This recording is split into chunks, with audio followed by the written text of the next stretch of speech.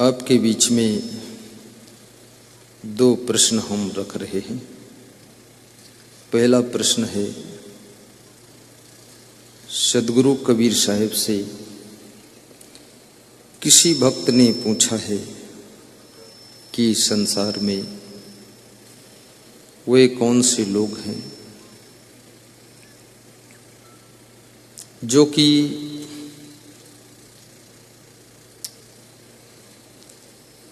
बुद्धिमान होते हुए भी टेंशन चिंता के शिकार रहते हैं। उसका क्या कारण होता है और मनुष्य को परम सुख कैसे मिल सकता है? सद्गुरु कबीर साहब इसका उत्तर देते हैं। दूसरा प्रश्न है,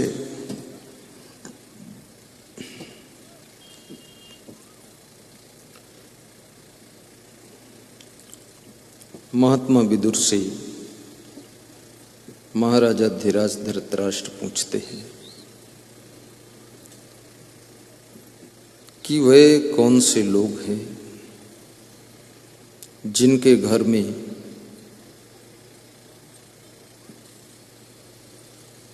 सदैव सुख शांति रहती है। उनके क्या लक्षण होते हैं? कबीर साहब कहते हैं, जिनके घर में 7 बातें नहीं होती हैं और 6 बातें होती हैं, 6 प्लस और 7 माइनस, उनके घर में सदैव सुख रहता है। अनर्थकम विप्रवासम गृहभ्यः पापई संधि परदारा विमर्शम अस्तैन्यम दंभम पैशनम मद्यपानम चा न सेवते यश्च सुखी सदैव। अर्थागमो नित्यम अरोगिता च प्रिया च भार्य प्रियवदनी च वश्य सुपुत्रो अर्थकरी च विद्या खड जीवलोक से सुखानि राजन। ये 2 श्लोकों के माध्यम से 7 बातें नहीं होना चाहिए और 6 बातें होना चाहिए, तब घर में सुख आता है। और कबीर साहब कहते हैं, जब तक आत्मबोध नहीं होगा, स्वयं का ज्ञान नहीं होगा, तब तक आपका दुख नहीं मिटेगा। आपके दुख को मिटाने के लिए आत्मज्ञान होना चाहिए। मैं कौन हूं? हरि बिनु भर्म बिगुरु निगंधा। और जिसको आत्मबोध हो जाता है वो संसार के भ्रम भ्रांति से भी ऊपर उठता है। ये ढोंग ढकोसला आडंबर पाखंड, इन धारणाओं से उसका चित्त उठ जाता है। पूरे विश्व के अंदर भ्रम ढकोसला में बहुत लोग पड़े हुए हैं और डरते भी बहुत हैं। यदि कोई आपके द्वार पर रंग लगाकर नींबू डाल जाए धागा लपेटकर, तो डर लगता है कि ये बहुत बड़ा खतरा हो सकता है। ये क्या मंत्र पढ़ के डाला है? पर उस नींबू से कुछ होने वाला नहीं है।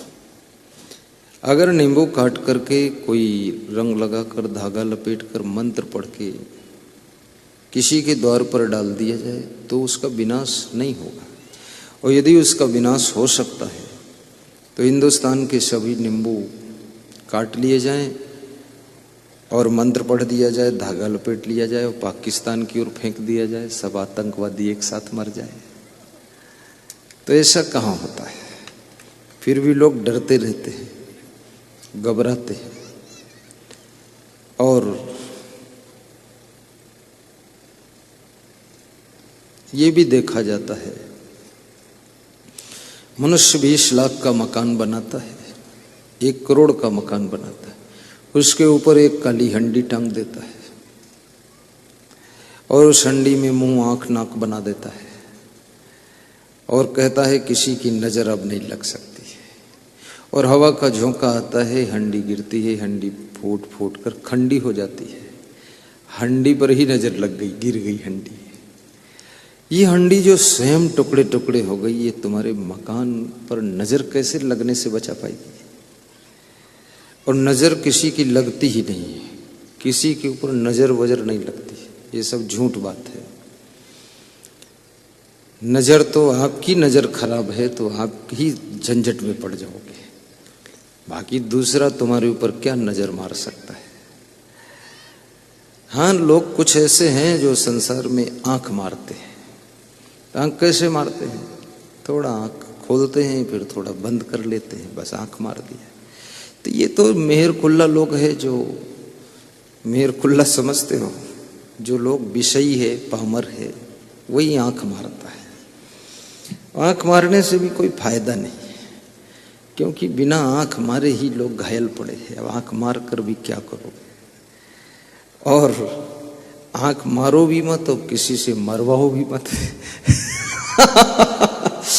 अपनी आंख को संभाल कर रखो। आपकी आंख की दृष्टि गलत नहीं होनी चाहिए, और सारा खेल दृष्टि का है, आंख का नहीं है। आप किसी भी चीज को देखते हो, किस दृष्टि से देखते हो? वासना की दृष्टि है कि उपासना की दृष्टि है? भक्ति की दृष्टि है कि भोग की दृष्टि है? मोह की दृष्टि है कि प्रेम की दृष्टि है? श्रद्धा की दृष्टि है कि आपके अंदर नफरत की दृष्टि है?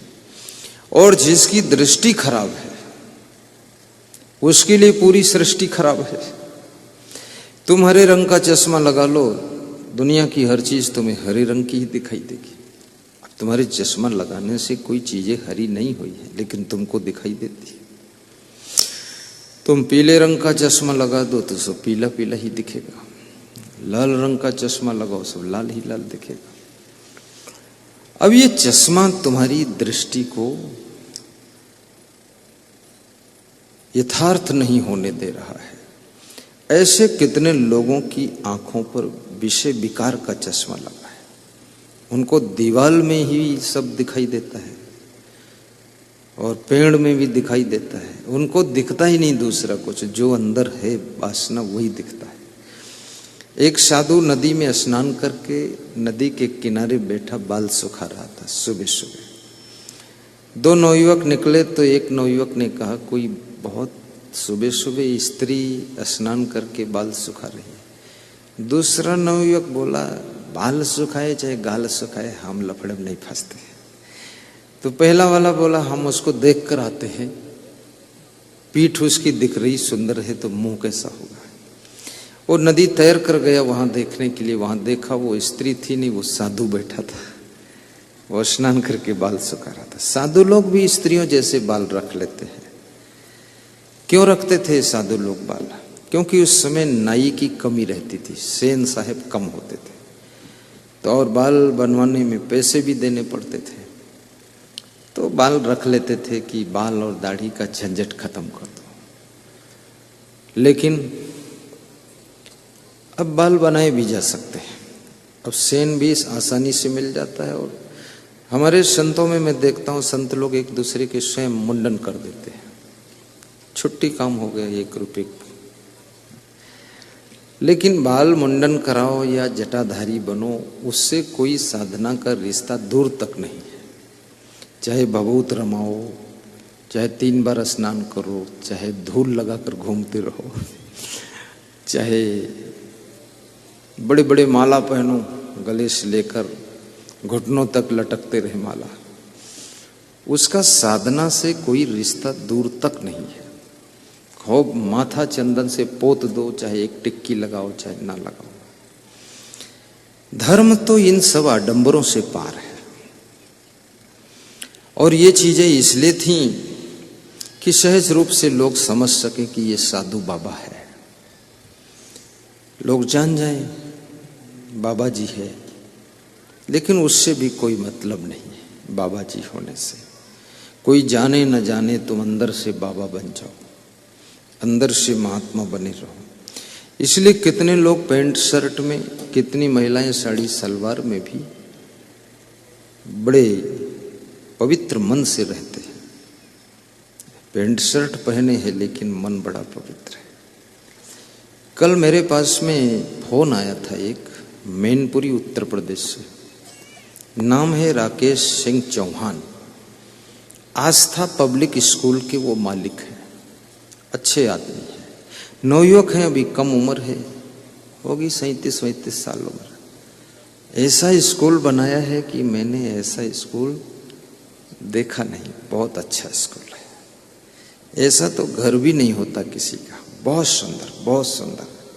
मैं आधे घंटे के लिए वहाँ गया था, तो उन्होंने कहा कि गुरुदेव पहचान गए, मैं राकेश बोल रहा हूँ। मैंने कहा हाँ पहचान लिया।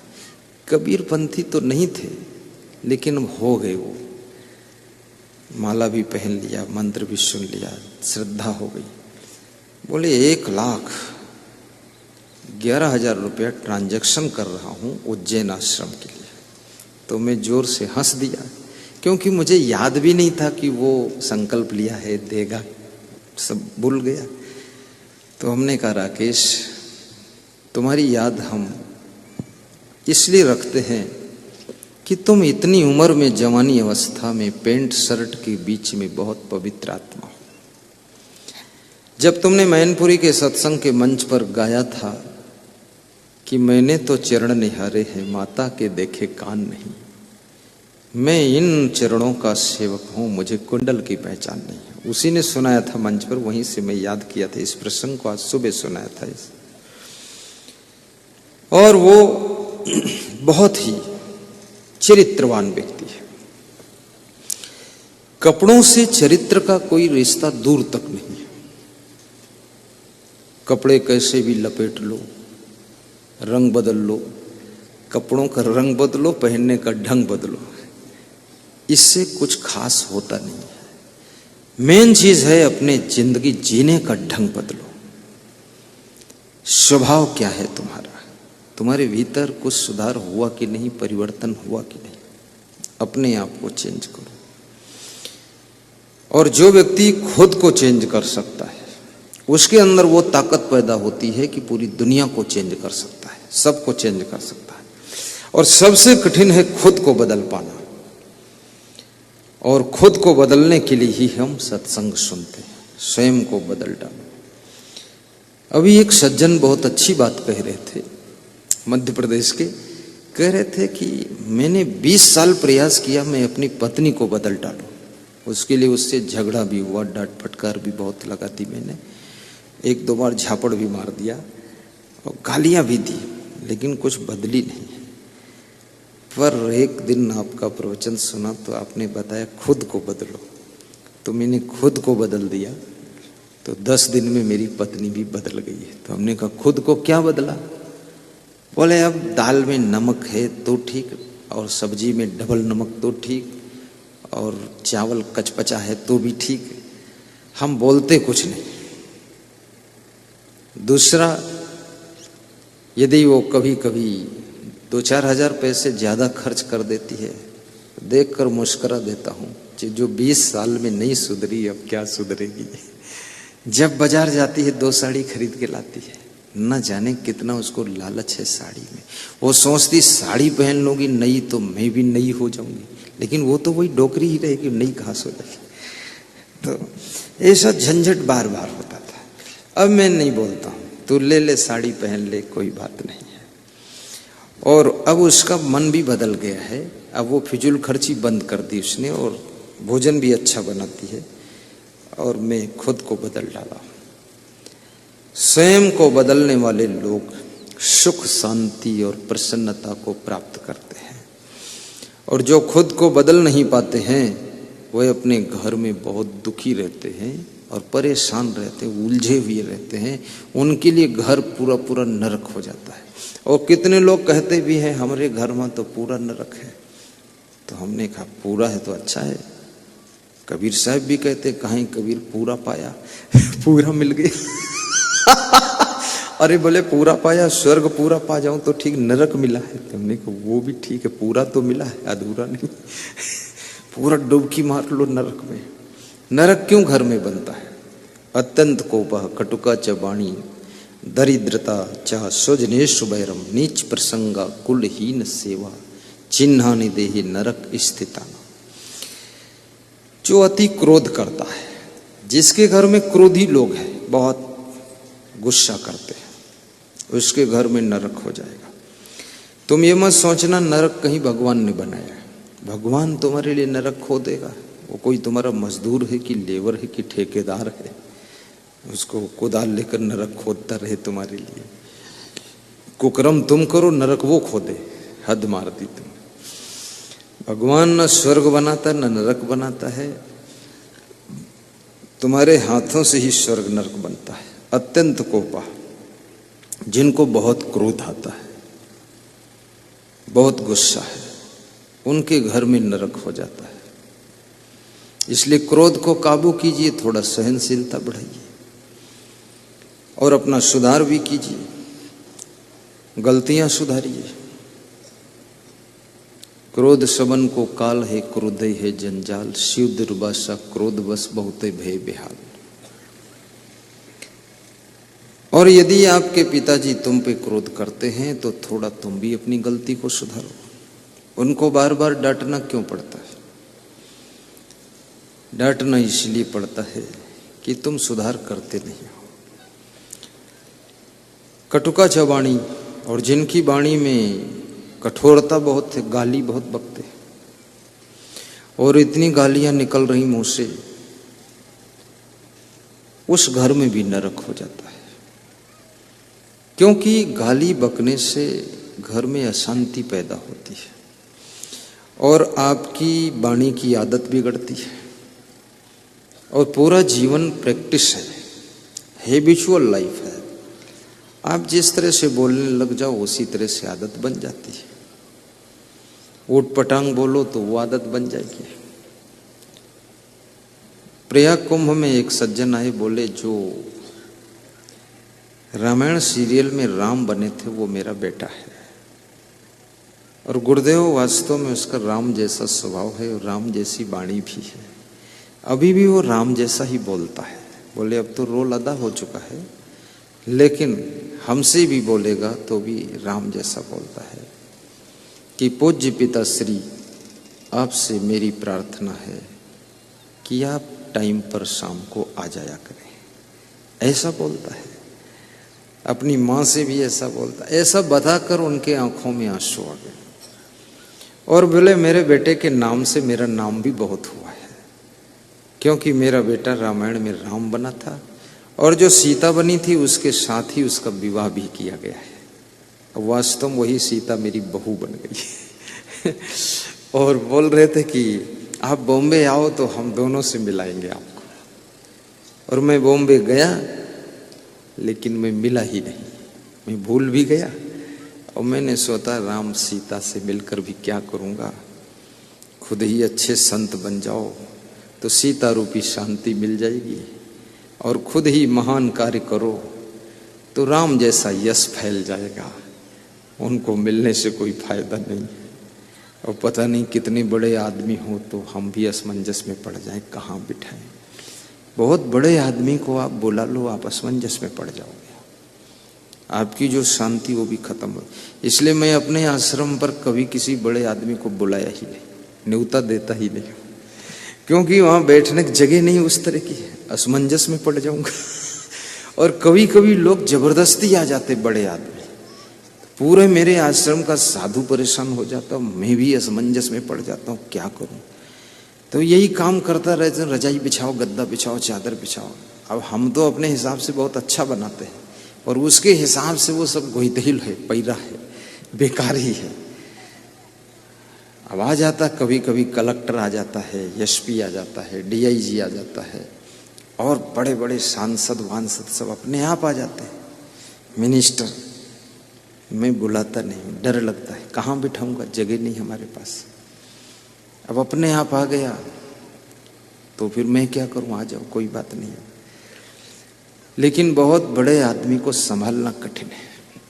आप अपने द्वार पर अगर गाय पालो तो वहां तक तो ठीक है, लेकिन अगर हाथी बांध लिया आपने कहीं जोश में, तो आपका खूंटा ऊंटा उखाड़ के और पेड़ वोड़ तोड़ के और दीवाल में माथा मार के गिरा के तुम दब जाओगे, उधर मर जाओगे। तुम जिस औकात में हो उसी औकात वालों को बुलाना चाहिए। हमने अभी तक किसी बहुत ऐसे आदमी को न्योता नहीं दिया, बुलाता नहीं। क्योंकि फिर हम असमंजस में पड़ जाएंगे। इसको बिठाएं कहाँ, सुलाएं कहाँ, उसके लिए बाथरूम भी नहीं। क्योंकि ये कबीर साहब का जो पंथ है ये गरीबी का पंथ बहुत है, इसमें बेहद गरीबी रही है। इसमें कोई बड़ा बिजनेसमैन भी नहीं है और कोई बहुत बड़े पदाधिकारी कलेक्टर वलेक्टर भी नहीं है। वो तो अभी हमने 10-5 साल में जोड़ा है कुछ लोगों को, ताकत वाले लोग हैं, लेकिन वो 10-5 से कुछ काम होने वाला नहीं है। और इसमें कोई बड़ा किसान भी नहीं है जिसके पास 200 एकड़ जमीन हो। सब 2 एकड़ और 2 बीघा हो, क्या क्या बताते, बिसुआ कुछ बताते हैं तो उसमें कुछ होने वाला नहीं।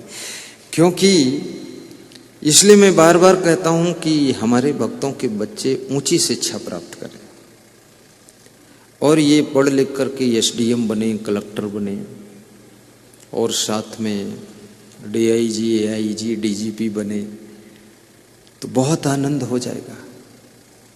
क्योंकि भक्त जब संपन्न होगा तो मैं भी संपन्न बहुत हो जाऊंगा, और जब भक्त ही गरीब है तो हम पहले ही गरीब हो गए। इसलिए इस पंथ की आरती भी यही कहती है, आरत गरीब निवाज। सब गरीबी वाली बात है और गरीबी से स्टार्ट है, लेकिन इस गरीबी को मिटाने का मेरा संकल्प है। गरीबी मिटाऊंगा जरूर, क्योंकि गरीब बनकर जीने से भी कोई मुक्ति उक्ति होने वाली नहीं है। भिखमंगों की मुक्ति नहीं हुई है, कुछ नहीं उनके पास में है। तो गरीबी से मुक्ति का कोई रिश्ता नहीं है, और गरीबी से भक्ति वक्ति में भी बहुत बाधा पड़ती है। अभी जैसे आप आते हो हमारे पास में, आपका मन बहुत होता है गुरु जी के लिए थोड़ा अंगूर ले लूं, फिर सोचते हो मन में जेब में रुपये तो 200 ही है, 50 दक्षिणा भी दूंगा और 50 का तेल डालूंगा, तो रहने दो अब, चलो ठीक है। अब ऐसे आज मेरे पास में एक चंद्रवती देवी अंगूर लेकर आई, उसका बड़ा व्रत है, प्रण है कि मैं लाऊंगी को जरूर। चंद्रवती खड़ी हो जाओ, धर्मदास, दोनों पति पत्नी सलाह से लाते हैं, कभी अंगूर ले आते हैं, कभी कुछ और फल अनार ले आते हैं, ये ले आते हैं। तो अंगूर मैंने सोचा यहाँ हमारे संत लोग धूप में कार्य करते हैं, इनको दे दूं, ये खा लेंगे थोड़ा थोड़ा। फिर मैंने सोचा मेरे लिए भी वहां नहीं है तो फिर मैं ले लूं, क्या करूं क्योंकि प्रवचन करने आऊंगा, अगर फल नहीं खाऊंगा तो प्यास बहुत लगेगी। अब ये गरीबी के कारण ही तो है, और है क्या आप देना नहीं चाहते हो? आप तो एक ट्राली भर अंगूर लाना चाहते हो, बहुत बड़ा दिल है तुम्हारे पास, लेकिन पैसे नहीं है। और पैसों के लिए आपकी नई जनरेशन, बेटियां और बेटे और बहुएं, इनको हायर एजुकेशन प्राप्त करना चाहिए और योग्य बनना चाहिए ताकि ऑफिसर रैंक में पहुंच सकें। और ये भी कहूंगा, कई बार लोग ऑफिसर रैंक में पहुंचने के बाद भक्ति वक्ति छोड़ देते, अंडा खाना शुरू कर देते। अब वो भी मेरी आशा खत्म हो गई कि यहां से तो आशीर्वाद देकर निकाला था और बन गया तहसीलदार, अब वो अंडा खा रहा, मुर्गा मार के खा रहा, मेरी फिर भूल गया बातें सब। अब फिर हम जीरो के जीरो रह गए। तो कम से कम कभी हाई लेवल पर जाओ तो याद तो रखो कि गुरुजी ने बचपन में मिले थे, क्या सिखाया था, क्या बताया था। अभी मुझे बिहार में एक सज्जन सत्संग में आए, मिले, मुंगेर जिला में। मुझे पता नहीं था वो कैसे आदमी, नाम था सुनील, भैरव सिंह, 2 नाम थे उनके। तो लोगों ने बताया कि ये इस गांव के सबसे हस्ती वाले आदमी, पर वो दूसरे पंथ के थे, अपने पंथ के थे नहीं। लेकिन हमने उनका प्रेम कर दिया, प्रेम से वो थोड़ा जुड़े, लेकिन दिया कौड़ी नहीं, कौड़ी दान नहीं दिया। लेकिन हमने उसी मंच पर जो है 98,000 रुपया संतों को बांटा। तो देखा उन्होंने तो उसके मन में हुआ कुछ देना हमको भी चाहिए, लेकिन इसलिए नहीं दिया क्योंकि हम कबीर पंथ के थे और वो वैष्णव पंथ का था, सनातन वाला। तो बोला इसको देने से फायदा भी क्या है साधु को, क्योंकि ये तो मंदिर वंदिर मानता नहीं, ऐसा सोच लिया। तो नहीं दिया और चला गया। तो मैं उसको याद भी नहीं किया। सुबह उसका फोन आया हमारे प्रबंधक के पास, वो प्रबंधक बैठे, बोले हमारे यहाँ 5 मिनट के लिए ले आइए गुरुजी को। तो हमने कहा जय बजरंग बली, निकल पड़ी गली, कुछ तो बनेगा ये काम। अब हमारा भगत तो कोई इतना तगड़ा था नहीं, तो उसने पूछा कहाँ पर ले आए, तो बोले कि यहाँ से 70 किलोमीटर दूर बैजनाथ धाम में मेरा घर है, वहां लाओ। हमने कहा ये तो और मुश्किल पैदा हुई, टके की बुलबुल 9 टके उड़वाई, वहां जाऊं तो और तेल वेल सब खा जाएगी गाड़ी। तो फिर मेरा रूट भी थोड़ा वही बन रहा था यहाँ आने के लिए छत्तीसगढ़। तो हमने कहा दे दो टाइम। तो फिर मैंने खुद उससे बात किया, तो वो सो रहा था, उसका बेटा उठाया, बोला कि पापा सो रहे हैं, तुरंत जगा देता हूँ गुरुजी। हमने कहा नहीं नहीं सोने दो। सुबह सुबह उनका 6 बार फोन आया, मैं उठाया ही नहीं, बिजी था। फिर उठाया, लास्ट में बोले 5 मिनट का। हमने कहा टाइम नहीं है भैरव सिंह, अगले साल आऊँगा 2020 में। नहीं नहीं यहीं से निकलोगे, 5 मिनट आ जाओ। तो हमने कहा ठीक है चलो आता हूँ। वहाँ गए, वहाँ श्रोता 6 आदमी थे और 8 औरतें थी, इतने श्रोता थे उसके घर पर, 8 से 14, और हम संत भी थे 15, उनसे ज्यादा हम लोग थे। पधरौनी थी। तो मैंने 5 मिनट का प्रवचन ही बहुत मन से किया। तो इस 5 मिनट के प्रवचन से उसका जो बड़ा भाई था वो बोला कि गुरुजी बैजनाथ धाम में एक प्रोग्राम दीजिए, 20 लाख खर्च कर दूंगा। मैंने कहा ठीक, बस यही मैं चाहता था कि दुकान खोलने की जगह तो मिलेगी। तो हमने कहा दे देंगे, कोई बात नहीं। बोले अच्छे से अच्छी व्यवस्था करना है। हमने कहा ठीक है। बोले 5 मिनट मेरे घर पर भी चलो। उसके घर गया मैं, उसका देखा तो बैजनाथ धाम के पड़ोस में घर है, और उसका जो बिजनेस सेंटर है वो 2.5 एकड़ में है। बहुत महंगी जमीन, बैजनाथ धाम से 200 मीटर दूर पे 2.5 एकड़ जगह, उसमें बहुत कमरा बना हुआ है, बहुत बड़ा सब मामला। तुमने कहा आपका है? बोले सब आपका है, यहीं ठहरोगे, यहीं प्रवचन होगा, अपने में सब। बोले बैजनाथ धाम का राजा हूं मैं। तो हमने कहा यही चाहता था मैं, राजा मिलना चाहिए। तो राजा मिल गया। अब वो 5 मिनट की बजाय मेरा 2.5 घंटा समय लिया, क्योंकि उनका मन लग गया मेरे साथ। फिर सत्संग भी किया, जलपान भी किया, फल खाए और उनकी सेटिंग किया। और दक्षिणा भी उन्होंने लगभग 11,000 दिया। तो हमने कहा चलो छत्तीसगढ़ तक का डीजल भी फाइनल हुआ। औरत गरीब निवाज, अमीर निवाज हो गई। अब वहां प्रवचन होना है बहुत बड़ा, बैजनाथ धाम में। और मेरे से चुपके से कहा अगर आप आज्ञा दोगे तो यहाँ बैजनाथ धाम में आश्रम भी बना दूंगा, जमीन आश्रम सब मैं कर दूंगा, अकेले काफी हूं, सब है हमारे पास। तो मैंने कहा नहीं नहीं कोई आज्ञा नहीं, बस प्रवचन कराओ, लोगों का कल्याण हो जाए। अब प्रवचन जब हो जाए तब फिर ऐसा मंत्र पढ़ूं कि बैजनाथ धाम में तुम्हारा आश्रम भी बन जाए।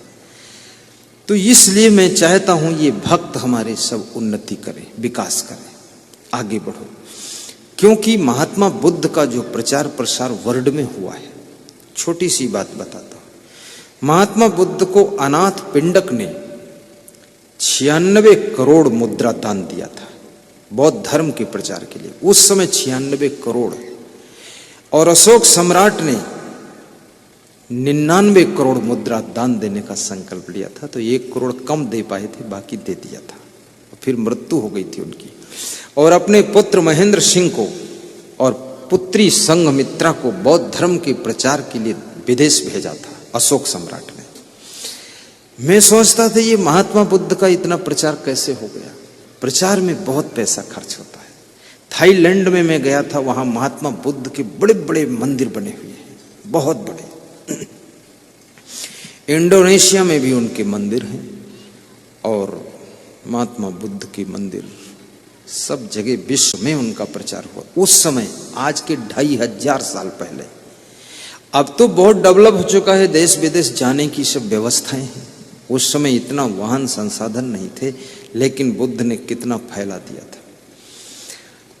आप प्रचारक भक्त बनो, डेड बॉडी मत बनो। और मैं किसी धर्म का खंडन मंडन नहीं करता हूं, न मंदिर मंदिर का खंडन करता हूं। मैं सोचता हूं कम से कम अंडा मुर्गा खाने वाले से तो मंदिर वाले भी अच्छे हैं, और मैं ये भी सोचता हूं दारू पीने वाले से कम तीर्थ में नहाने वाले भी ठीक है। धीरे धीरे ज्ञान हो जाएगा, आत्मबोध ठीक है। लेकिन दारू का मैं जरूर खंडन करता हूं।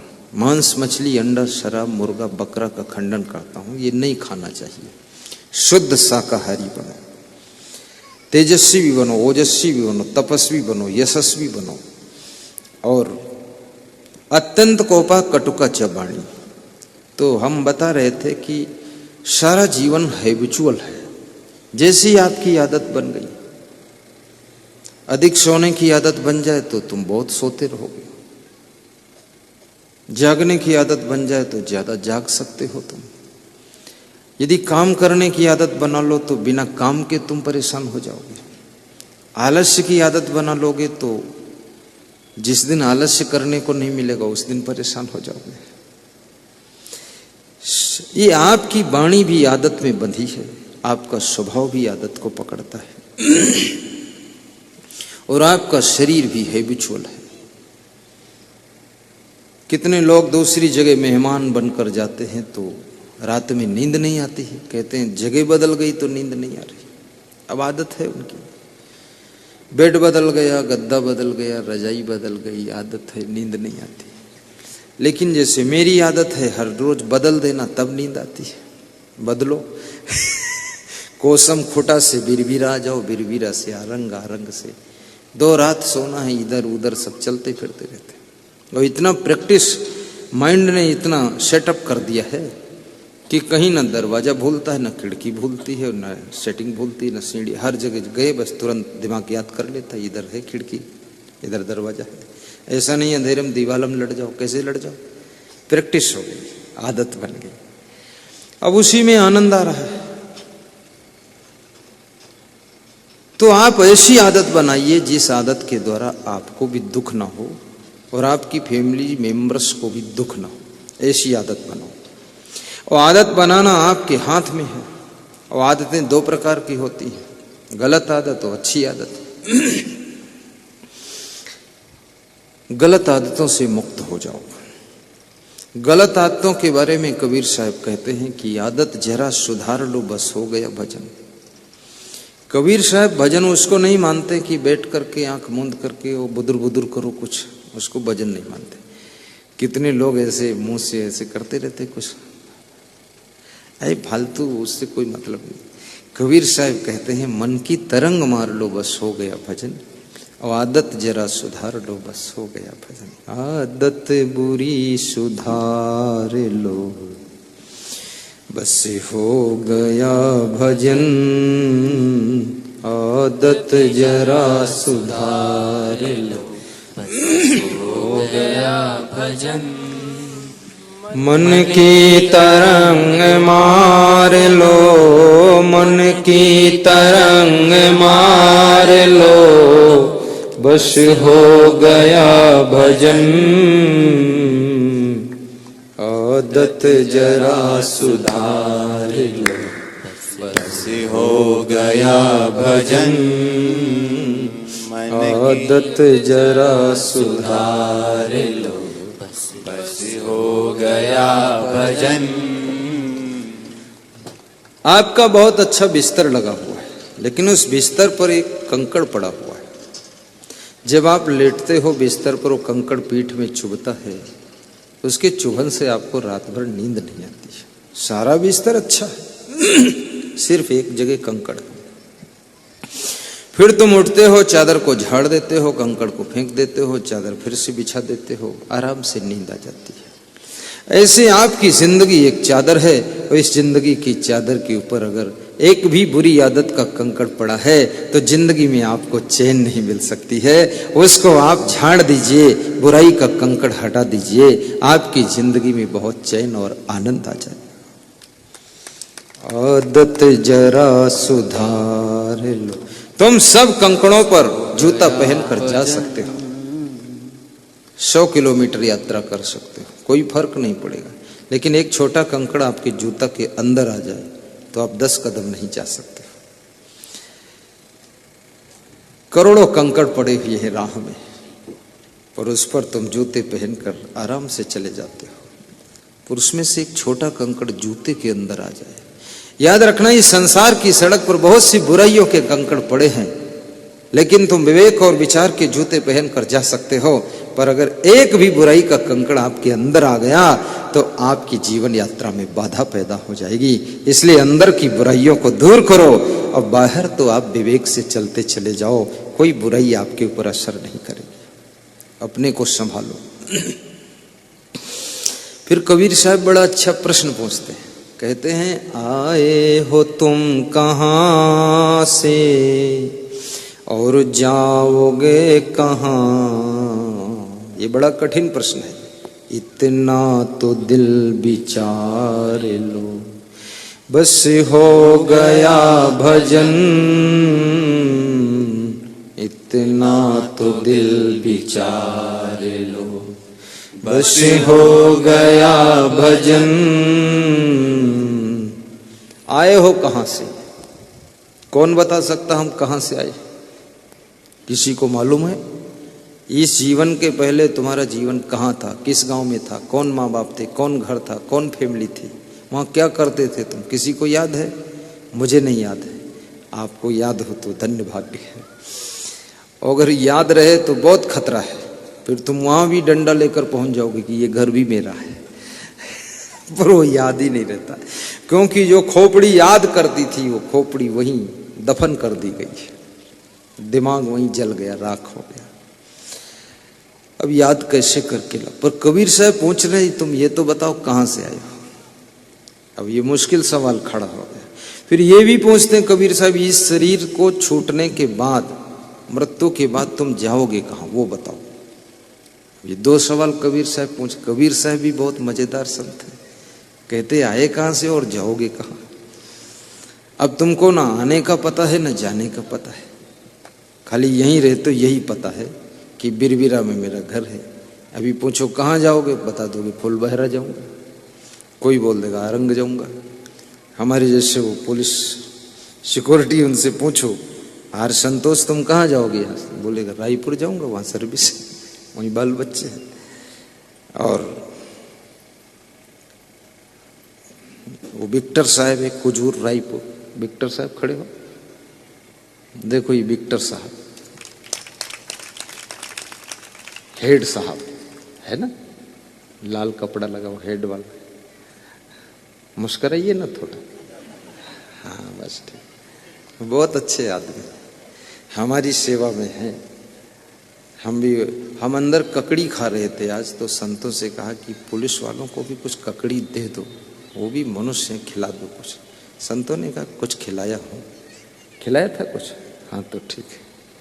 हाँ कभी कभी झूठ भी बोल देते, नहीं देते खिला दिया। और ये पवन कुमार जी हैं, थाना आरंग से आए, खड़े हो पवन। ये बहुत भक्त है, पहले भी कभी सेवा में आए हो क्या कि पहली बार? हाँ इसलिए खुश ज्यादा हो, बहुत अच्छे आदमी, आरंग से आए। अब ये तो जानते हैं हम आए कहाँ से हो, जाएंगे कहाँ, लेकिन कबीर साहब पूछ रहे हैं ये सब जीवों से कि इस जन्म के पहले तुम कहाँ थे। बड़ा कठिन सवाल है। और इस जीवन के बाद तुम कहाँ जाओगे, कहाँ जन्म लोगे, कहाँ जन्म होगा आपका? मैं बताता हूं, वहां जन्म होगा। मनुष्य जीवन में जहां जहां आपकी रुचि है, जैसे किसी किसी मनुष्य में आप देखते होंगे उसमें बैल के लक्षण दिखाई देते हैं, किसी किसी में भैंसा के लक्षण दिखते हैं, और किसी किसी में गधा के लक्षण दिखते हैं, और किसी किसी में हाथी जैसी मतवाली चाल है। एक आदमी कह रहा था मेरी पत्नी क्या वो तो पूरी हथनी है, ऐसे रहती है। तो ये हाथी जैसी चाल, हथनी जैसी चाल और बैल जैसा उसका लक्षण, इसका मतलब वो पता चल गया कि बैल खानी से आया है, एक गधे की योनि से आया है। इसके पहले गधा था ही, अब गधा का शरीर तो छोड़ दिया, लेकिन गधापन अभी भी थोड़ा थोड़ा दिखता है इसका, वो पता चल जाता है। और फिर जाओगे कहाँ? अब इस जीवन में जैसा आपका दिख रहा है, आप अगर मांस खाते हैं तो निश्चित है मांस खाने वाली योनि में आपका जन्म होगा। जहां मांस खाया जाता है। कुत्ता है, बिल्ली है, गिद्ध है, चील है, शेर है, बाघ है, भेड़िया है, तेंदुआ है, उस योनि में जन्म हो जाएगा। क्योंकि मांस खाते हैं तो मांस वाली योनि में जाओगे। अंडा खाते हो तो अंडा खाने वाले जो है वो ज्यादातर कौवा की योनि में जाते हैं। कौवा अंडे सबके फोड़ता रहता है, उस योनि में जाएंगे। लेकिन जो शाकाहारी है, ऐसा वैसा कुछ खाता पीता नहीं है, वो फिर मनुष्य योनि में आता है।